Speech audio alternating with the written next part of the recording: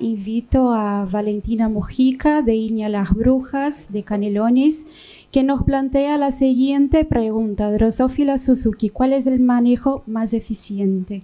Bueno, Valentina, todo tuyo, muchas gracias. Buenos días para todos. Hoy vamos a cambiar de tema, ahora no hablar tanto de plantas, sino más bien de cosas que les pasan a las plantas. Y bueno, si bien los frutales nativos están afectados por muchas plagas que son nativas, esta es una plaga que es la última importación que tenemos respecto a plagas en el país.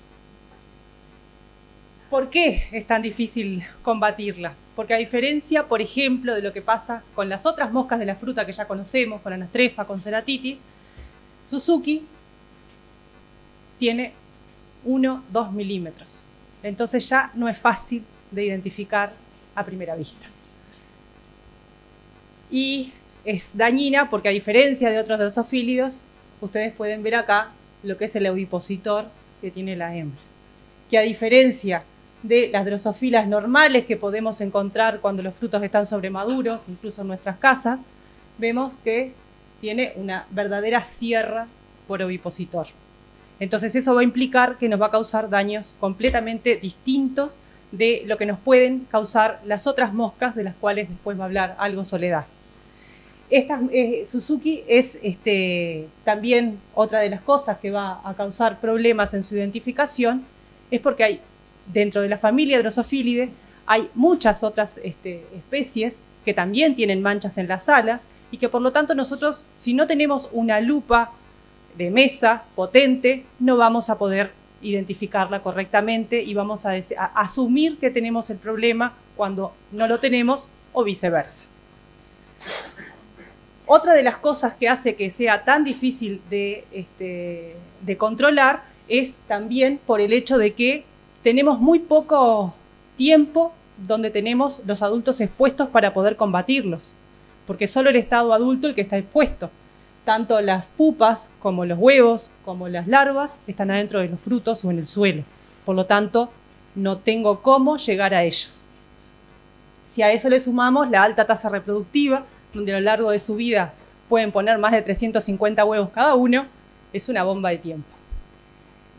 También el ciclo de vida corto. En verano podemos llegar a estar teniendo una generación cada 10 días. Por lo tanto, si voy a considerar un control químico, no hay insecticida que sobreviva a la generación de resistencia. Entonces ese es otro problema grande que tenemos. También la esperanza de vida. Esta especie no tiene diapausa, por lo tanto está activa todo el año y los adultos invernales están reportados que pueden llegar a vivir 200 días. Y si a eso le suman los 350 huevos, es mucho. Como les decía, tiene diapausa reproductiva, es decir, no se va a reproducir en verano, pero todos los huevos que ya están fertilizados pueden ser puestos perfectamente. Y a su vez, como pasa con otras especies, tiene dos morfos. Uno es el morfo de verano y otro es el morfo de invierno, cada uno con sus características distintivas que justamente les permiten resistir más a las condiciones ambientales. Acá en Uruguay, la doctora Goñi fue quien la reportó para el país y también reportó en qué cosas les podemos llegar a encontrar. Y como ustedes pueden ver ahí, tenemos parte de nuestros frutales nativos más característicos que son posibles de ser atacados por esta especie.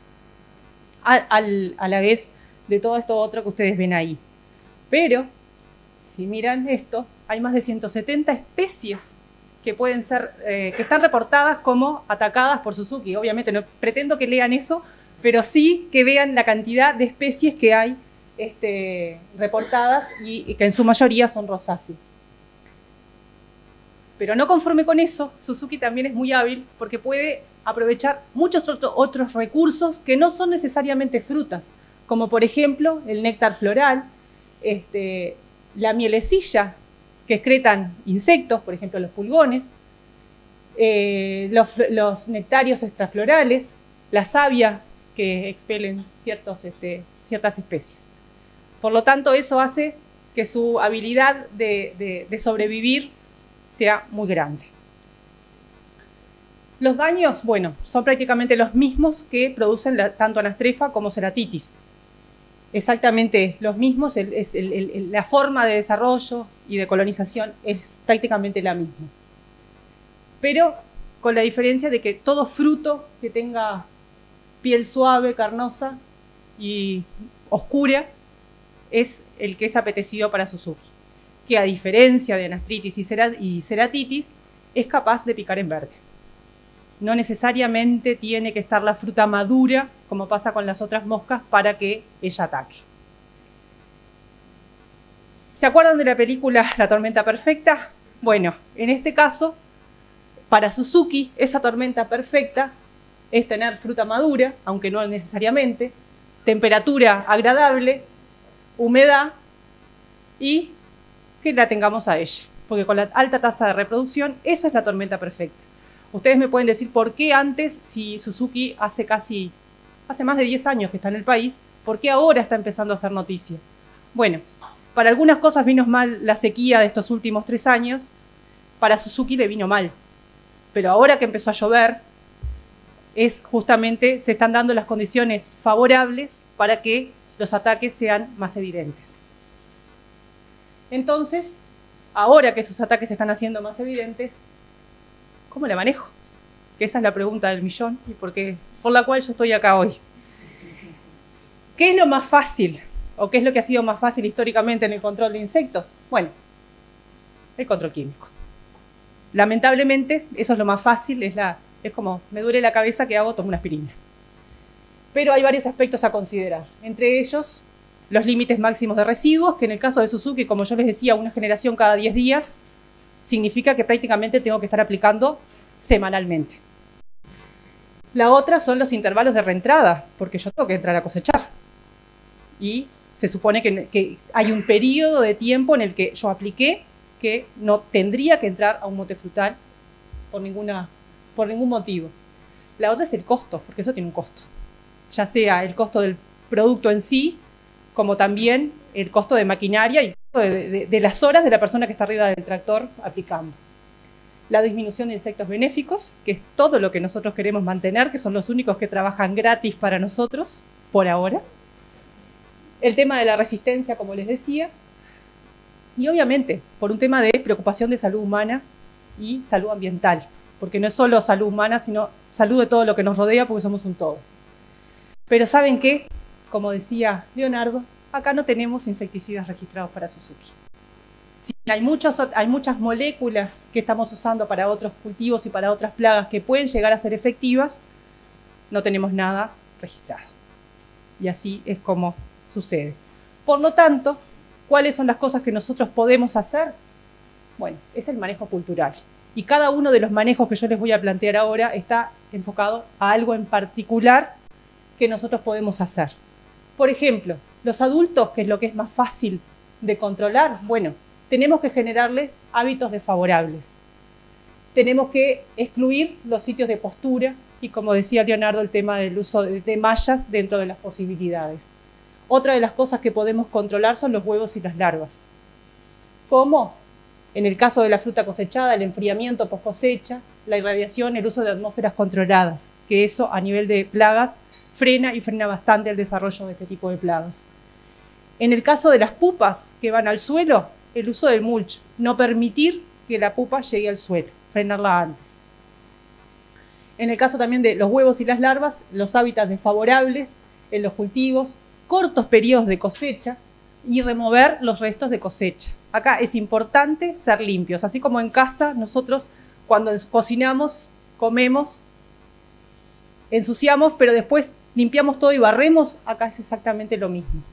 No llega al punto de barrer, pero sí retirar todo lo que quede ahí que pueda ser fuente de inóculo, ya sea para enfermedades o también para plagas. Y estos manejos que yo les estoy indicando no solo sirven para Suzuki, también son óptimos para anastrefa, para ceratitis. Y el tema, como les decía, de los restos de cosecha y el uso de mulch. Ahora, ¿por qué hacemos esto? Porque a Suzuki le gusta la sombrita, le gusta la temperatura fresca. Va por ahí. Porque si nosotros tenemos árboles que están muy densos, de vegetación muy densa, lo que vamos a hacer es que Suzuki se vaya a poner sus huevos al medio de la planta. Entonces, cuando nosotros tenemos las plantas más abiertas, hacemos que el sol entre, la temperatura sube y ya no es tan favorable a ella para que entre a poner sus huevos. Lo mismo pasa con el riego, porque ustedes miran ahí y ven que el riego más eficiente es el riego por goteo. Nada de riego por aspersión, nada que me genere fuentes de agua en el cultivo, nada que me genere humedad y vapor de agua. Todo eso es lo que Suzuki espera y que nosotros no se lo tenemos que dar. Entonces, la otra parte, la otra pata de la mesa es el monitoreo, poderme anticipar a la plaga antes de que llegue. Entonces, para eso tenemos que comprender la biología de la plaga, conocer la dinámica poblacional, ya sea en trampas o en fruta, conocer el tipo de vegetación circundante, porque las malezas también influyen, y entender cómo se comporta en el predio para poder tener herramientas de control y focalizar esos controles. Entonces, ¿cuáles son las recomendaciones para el uso de trampas? En el predio todo el año, como les decía, está activa todo el año. En los bordes a la salida del invierno, en adelante, en las zonas centrales de los huertos o de los viñedos, porque también ataca uva. Lo lamentable es que todavía no hemos establecido un umbral económico, que yo les diga tantas moscas por trampa implica que voy a tener tanto daño. Eso todavía no se ha logrado, y no solo acá, a nivel mundial, todavía no hay umbrales. Entonces, hay que tener recomendaciones claras para lo que es el muestreo de frutos, para poder hacer controles todo el año y sobre todo de enero en adelante, que es cuando es más complicado. Hay trampas disponibles a nivel comercial, pero también hay trampas que pueden ser caseras. Por ejemplo, esta de acá, una botella de una conocida marca de refrescos, simplemente con cintas de colores. Tiene claves visuales, importan las claves visuales, importa acá, a diferencia de todas las otras trampas, tienen que estar adentro del follaje, porque, como les decía, ella va a entrar a las zonas que están sombreadas para oviponer ahí. Por lo tanto, nosotros tenemos que pensar con mentalidad de mosca cuando vamos a colgar una trampa y que justamente, ¿a qué lugar me sería más cómodo estar? Bueno, al centro de la planta. Ahí tienen que ir las trampas. Y no importa la trampa, no va tanto por el hecho de que compren trampas, simplemente usar la inventiva y ya ven, lo que importa acá es el tamaño de los agujeritos, que no pueden ser mayores de 2 milímetros porque no queremos que entren otras cosas, y el atrayente, que como ustedes saben, el nombre común de Drosophila es mosca del vinagre. Por lo tanto, el vinagre de manzana es espectacular como atrayente, pero no el vinagre comercial, que es un vinagre que está pasteurizado, sino un vinagre casero. Por lo tanto, podemos reciclar toda esa fruta que queda en el suelo, fermentarla y usarla a su vez como base para lo que va a ser nuestra estrategia de muestreo o trampeo masivo. Y bueno, una vez que se han seleccionado los lugares, colgar las trampas a nivel de la fruta, que no queden expuestas al sol. Esas son cosas que son importantes que sucedan. La otra cosa es el uso de trampeo masivo, que con las mismas trampas rellenas de vinagre que les comentaba, se puede hacer un trampeo masivo, pero tiene capacidad limitada porque, como yo les decía, compiten mal con la fruta. Una vez que la fruta está madura, no hay atrayente que compita con Suzuki con respecto para atraer su atención. Entonces, esto nos lleva a que nosotros nos tenemos que anticipar, algo que los uruguayos hacemos mal porque siempre llegamos tarde a todo. Bueno, acá tenemos que cambiar el chip y justamente anticiparnos a que las cosas pasen, no dejar que pasen, sino al revés, cortar el círculo vicioso antes. El trampeo masivo es muy útil, pero solo si la infestación es baja. Como decía Leonardo, todo es más fácil cuando está recién en el comienzo. Con las plagas pasa igual, es mucho más fácil matar 3 o 4 bichos que matar un enjambre entero. Entonces, en los huertos medianos, en forma grande, irregular, bueno, eso es importante. Cuanto más homogéneos sean los predios, es más fácil colgar las trampas en forma homogénea y tratar de cubrir la mayor superficie posible. Y ojalá en zonas secas y cálidas, estas son recomendaciones de literatura, Hay gente que ya, como son las de trampeo masivo, indica de que si se va a aplicar insecticida, ojalá cerca de las trampas, porque ya actuaría como un attract and kill. Es todo posible. Pero entonces, a mí lo que yo quiero que ustedes se queden con la idea, resumiendo, de qué son las cosas que nosotros podemos hacer para controlar Suzuki. Bueno, primero que nada, la limpieza. Así como haríamos en nuestra casa, no dejar fruta que está en malas condiciones en casa, bueno, es lo mismo.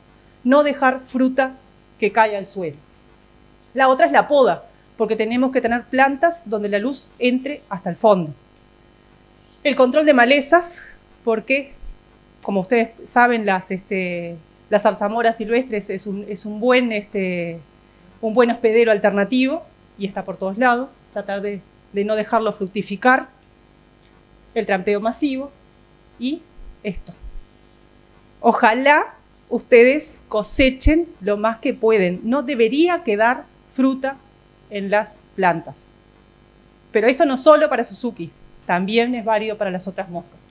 Después tenemos esto otro, las mallas, los insecticidas químicos orgánicos, la cantidad de aplicaciones, la calidad de las aplicaciones, pero eso es la parte cara del asunto. Lo otro es lo que cualquiera puede hacer en sus casas desde ya. No necesitan más que la voluntad de empezar a sacar. Así que bueno, yo les agradezco por su atención.